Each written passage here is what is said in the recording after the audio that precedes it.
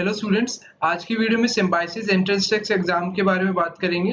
उन्होंने अपने set B exam में वैट इंट्रोड्यूस कर दिया है, जिसके लिए डेडिकेटेड 30 मिनट्स का टाइम स्लॉट आपको मिलेगा। Immediately after completion of your MCQ aptitude exam, your वैट would start and would last for 30 minutes. Okay, so इसकी डेट्स आपकी 26 of July to 29 of July रहेगी और ये सिमिलर एनपेट के बेसिस पे ही आपका होम प्रॉक्टर टेक्स्ट रहेगा, आपका घर से ही दे पाएंगे आप। जो आज की वीडियो में बात करूंगा आपसे वो रहेगा कि वैट में आप कैसे अच्छा स्कोर कर सकते हैं, क्या टिप्स हैं उसके लिए। अगर आप चैनल पे नहीं हो तो चैनल को जरूर सब्सक्राइब कर लीजिए and don't forget to press the bell icon and you can also join our Telegram group. Okay, so let's start the video. सबसे पहला पॉइंट जो मैं आपके सामने बात करना चाहूंगा वो ये है कि अगर आपको जैसे 75 मिनट्स का एग्जाम आपका जैसे कंप्लीट हो जाएगा एमसीक्यू एग्जाम, तो इमीडिएटली आपका वैट शुरू हो जाएगा। तो आपको सबसे बड़ी चीज का ध्यान रखना है कि आपकी परफॉर्मेंस चाहे कैसी भी हो, एमसीक्यू एग्जाम में आपकी परफॉर्मेंस चाहे कैसी भी हो, उसका इफेक्ट या उसका बैगेज आपका इसमें वैट में नहीं दिखना चाहिए। उसके लिए आपको मॉक्स में अभी आपने जो भी टेस्ट सीरीज ले रखी है, तो हो सकता है उसमें टेस्ट सीरीज कि आपकी जो भी जिन्होंने भी टेस्ट सीरीज बनाई है वो आपके इसमें मॉडिफाई कर देंगे, उसमें आपका वैट भी इंट्रोड्यूस कर देंगे। वो होता है तो वेल एंड गुड, लेकिन अगर आप अभी कोई भी टेस्ट सीरीज लिख रहे हैं तो उसमें अपनी प्रैक्टिस करिए कि 30 मिनट्स का टेस्ट, जैसे ही आपका एग्जाम हो एकदम 30 मिनट्स का ऐसे आप लिखना शुरू कर दें। ठीक है, क्योंकि वो आपके लिए बहुत बेनिफिशियल हो रहेगा, क्योंकि आपको वो एग्जाम की फीलिंग देगा, सबसे बड़ी बात। प्लस आपकी हो सकता है आपका मैथ्स का सेक्शन अच्छा ना जाए या एलआर का सेक्शन अच्छा ना जाए, तो उसका इफेक्ट आपके एसए पे जरूर पड़ेगा कि आपका एसए में आपको टाइम नहीं मिलेगा, एकदम आपका टाइम स्लॉट शुरू हो जाएगा 30 मिनट्स का। तो वो चीजों को आपको ध्यान रखना है कि कैसे मैं अपना माइंड मेकअप करूं कि क्या मेरा ऑर्डर रहे सेक्शन अटेम्प्ट्स का, कि मैं मेरा स्कोर सबसे मैक्सिमाइज रहे और एसए पे मेरा इफेक्ट सबसे कम आए। ठीक है, एंड प्लस एक बात और कि सिंस ये आपका 99% तो आपको ये टाइपिंग वाला ही इससे होगा, आपको टाइप ही करना पड़ेगा इससे। आपको कंप्यूटर पे या लैपटॉप पे जिस पे भी आपको कन्वीनियंस हो, उस पे आप जरूर प्रैक्टिस करना शुरू कर दीजिए। Starting from today start practising your essays. कोई भी रोज का एक टॉपिक या दो topic, I think 2 topics is more than enough. आप कोई भी रैंडम टॉपिक्स उठा लीजिए, कोई भी हॉट बर्निंग इश्यूज पे, कोई भी जैसे आपका कोरोना वायरस हो गया या एनी इंपॉर्टेंट टॉपिक जो भी आपको सही लगे, उस पे आप ऐसे लिखना शुरू कर दीजिए और अपनी नोटबुक बना के उस पे थोड़े पॉइंट्स जॉट डाउन करना शुरू कर दीजिए, ताकि एग्जाम में आपको कन्वीनियंस रहे कि अगर आपको कोई भी टॉपिक देखना है तो उसके सिर्फ बुलेट पॉइंट्स देख लिए। ठीक है, तो अब चलते हैं कि पहले स्लाइड पे चलते हैं, उसपे मैं आपको और अच्छे से एक्सप्लेन कर पाऊंगा। अब पेस्टल मॉडल और इसकी क्या एक्सप्लेनेशन है वो आपको दिख रही होगी स्लाइड में।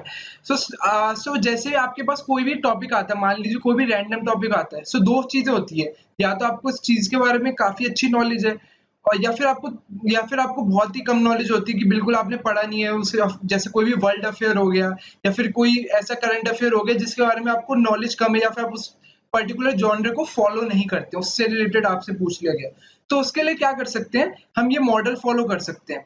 हम जैसे मैं एक कॉमन टॉपिक ले लेता हूँ, कोई भी डीमोनेटाइजेशन ले लिया मैंने जैसे, तो डीमोनेटाइजेशन के बारे में अगर मुझे पेस्टल मॉडल अप्लाई करना हो और मुझे ऐसे का एक स्ट्रक्चर बनाना हो, तो मैं कैसे बनाऊंगा। सबसे पहले मैं सोचूंगा कि पॉलिटिकल एस्पेक्ट मीनिंग कि गवर्नमेंट को डीमोनेटाइजेशन से क्या बेनिफिट हुआ, क्या क्या उसके कितनी उसकी मनी रिकवरी हुई, कि उसका कितना उसका रिजर्व्स बढ़े, कितना उसके फॉरेन रिजर्व्स बढ़े, ये सब चीजें हम देख सकते हैं। सिमिलरली अगर हम सोशल या इकोनॉमिकल इश्यूज पे आए, तो लोगों को कितनी परेशानी हुई, कितने लंबे लंबे क्यूज लगे बैंक से और एटीएम्स के सामने, ये सब चीजों का आप ध्यान रख सकते हैं। सिमिलरली टेक्नोलॉजिकल एस्पेक्ट में आप लिख सकते हैं कि कैसे कंपनीज लाइक पेटीएम और भीम यूपीआई था आपका, तो उन सबको कैसे बेनिफिट हुआ। ये ऐसे आप, अगर आपको हो सकता है कि आपको ये 6 पॉइंट्स के बारे में सबकी नॉलेज ना हो सकता है आपको लीगल के बारे में कुछ भी ना पता हो रिलेटेड टू डीमोनेटाइजेशन,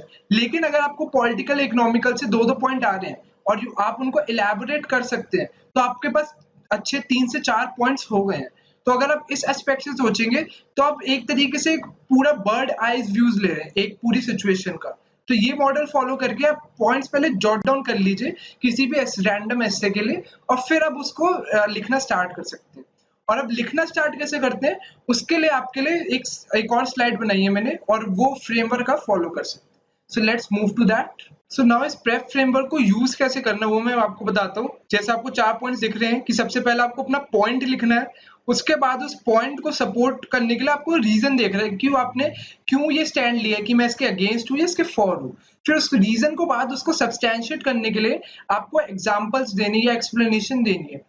फिर आपने जब सब कुछ कर दिया उसके बाद आपको अपने पॉइंट को रीअफर्म करके बताना है कि हाँ मेरा पॉइंट सही है, और या फिर कंक्लूड करना है उसको। तो वही आपका फोर्थ पॉइंट है, पॉइंट प्रूफ। तो मैं एक एग्जांपल लेता हूँ, जैसे आप मान लीजिए मेंटल हेल्थ है। सो अगर क्वेश्चन में जैसे आपको ऐसे पूछ लिया कि रेलिवेंस ऑफ मेंटल हेल्थ, तो उसमें आपने पहले पॉइंट अपना लिखा कि हाँ मेंटल हेल्थ कितनी रेलिवेंट है। उसके बाद आप उसको रीजन दे सकते हैं कि रीजन क्यों रेलिवेंट है, क्योंकि लोग आजकल डिप्रेशन के शिकार हो रहे हैं, वो lone and there is a loneliness plus lack of recognition है, या नेपोटिज्म है, और बहुत सी चीजें जो कि आप रीजन में दे सकते हैं।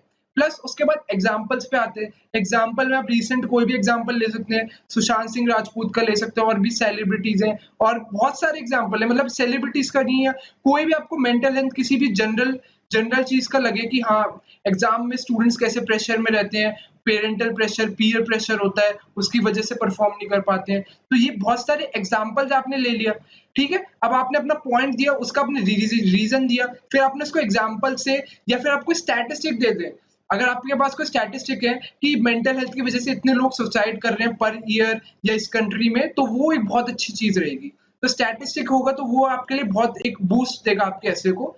सो जब आपने ये तीनों चीजें लिख ली, तो लास्ट में आपको कंक्लूड करना है कि सिंस मैंने ये चीजें बताई हैं, एंड तो मैं इस ये बात पे कंक्लूड कर सकता हूँ कि हाँ मेंटल हेल्थ लोगों को अफेक्ट करती है, एंड इसके लिए ये सजेशंस है जो कि आप लास्ट में दे सकते हैं। सो इस पूरे मॉडल को आप फॉलो करके आप एक अच्छा ऐसे लिख सकते हैं। क्योंकि अगर मैं समझ लीजिए मैं एक एग्जामिनर हूँ और मैं आपका ऐसे चेक करता हूँ, तो मैं क्या देखूंगा, मैं देखूंगा कि उसमें केवल लॉजिकल ऑर्डर फॉलो हो रहा है या नहीं हो रहा है। क्योंकि मैं तभी आपको अच्छे नंबर दूंगा अगर आपने पूरा एक फ्लो में चले हैं। अगर आपने रैंडमली कुछ भी प्रॉस कॉन्स कुछ भी लिख दिया, फिर सजेशंस पहले दे दिए बाद में दे दिए, तो वो मेरे को ऐसे अच्छा नहीं लगेगा, और उस हिसाब से मैं आपको मार्क्स कम दूंगा। सो ये सब चीजें आपको रखना है, अपने दिमाग में रखना है कि मैं एक एग्जामिनर हूँ, और एग्जामिनर को कैसा अच्छा लगेगा मेरा इससे। सो ये सब चीजों का आपको ध्यान रखना है, ठीक है। So I hope you like the video. अगर वीडियो पसंद आई हो तो चैनल को जरूर सब्सक्राइब कर लेना, और हमारे टेलीग्राम ग्रुप को भी ज्वाइन कर सकते हो। So thank you for watching the video.